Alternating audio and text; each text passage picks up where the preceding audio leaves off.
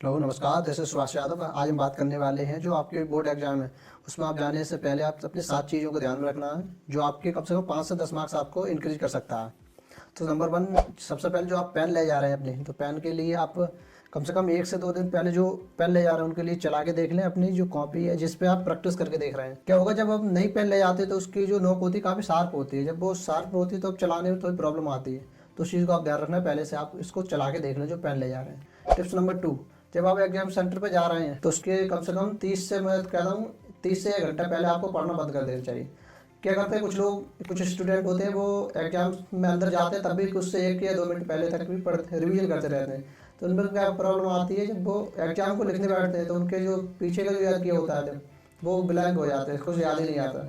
तो इस चीज़ को ध्यान रखना है और आराम से माइंड फ्रेश और शांति से जाए एग्जाम देने। टिप्स नंबर 3, जब आपके एग्जाम सेंटर पे जाएंगे, वहाँ एग्जाम हॉल में बैठे होंगे तो आपको आंसर शीट दी जाएगी, तो उसको आसानी से सही चीज़ से सही तरीके से बननी है। अगर कोई प्रॉब्लम आती है तो इन्विजिलेटर से वहाँ पे पूछ सकते हैं। फिर आपके लिए जो क्वेश्चन पेपर दिया जाता है तो क्वेश्चन पेपर को जो सबसे पहले आपके इंस्ट्रक्शन है वो आपको सही से पढ़नी है। इंस्ट्रक्शन पढ़ने के बाद आपको जो क्वेश्चन पेपर है उसके सारे क्वेश्चन को पढ़ना है 1 बाय 1। तो क्या होगा कि आपको एक आइडिया लग जाएगा कि आपका जो क्वेश्चन पेपर कैसा है और आप कौन कौन से क्वेश्चन बना सकते हो, जिससे आपको पूरा एक क्वेश्चन पेपर को सही समझ में आ जाएगा।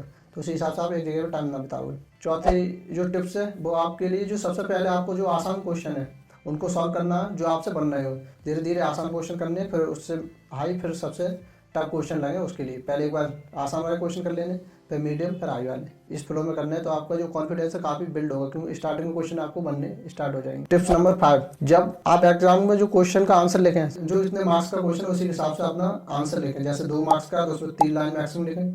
तो अगर आपका क्वेश्चन 3 मार्क्स का है तो आपको 3 से 4 लाइन में लिखना है। अगर 5 मार्क्स का क्वेश्चन है तो आपका कम से कम 1 पेज लिख सकते हैं। और आपका क्वेश्चन 7 मार्क्स का है तो उसमें आपको एक डायग्राम दे रहा होगा, तो डायग्राम बनाना प्लस 1 से 1.5 पेज है तो उसी हिसाब से लिखना है जिसमें मार्क्स का अपना क्वेश्चन है।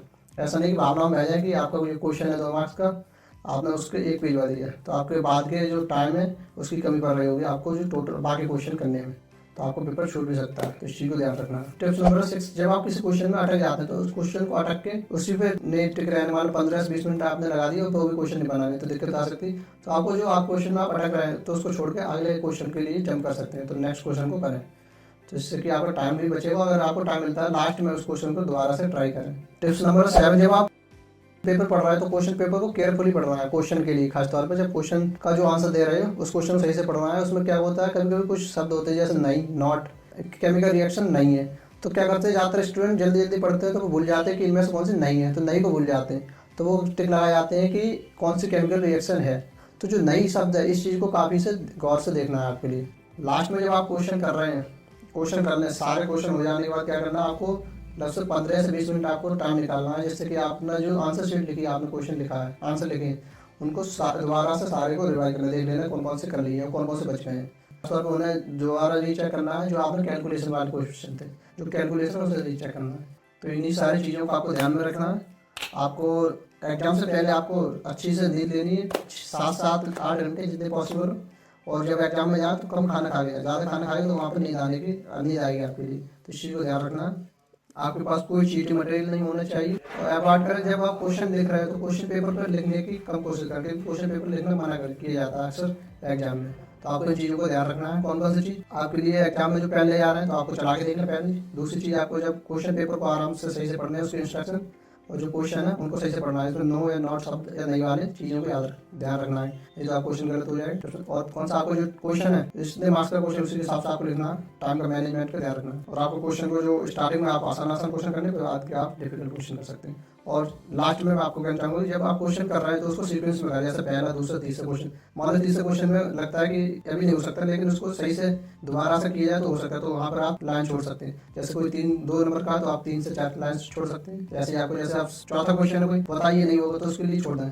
अगर लास्ट में ट्राई करना है तो लास्ट में जब पूरा पेपर हो जाए, पहला, दूसरा, तीसरा, इस तरह से सीक्वेंस में चलें।